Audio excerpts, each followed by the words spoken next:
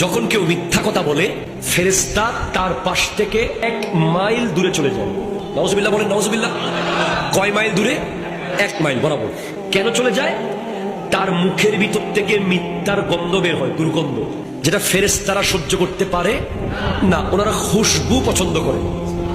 আপনার আতর লাগানো শুধু খুশবু না, কথার ভিতরেও খুশবু আছে। সুবহানাল্লাহ জোরে বলেন।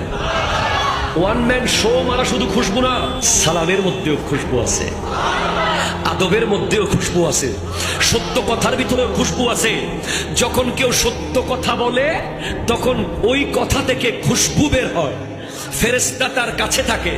যখন কেউ মিথ্যা বলে ওই মুখ থেকে দুর্গন্ধ বের হয়, ফেরেশতা 1 মাইল দূরে চলে যায়। ওই ব্যক্তি মিথ্যা বলতে বলতে যদি মারা যায়, সে বেঈমান হয়ে মরার সম্ভাবনা আছে, কারণ যেই ফেরেশতা তাকে কালিমা পড়িয়ে দেবে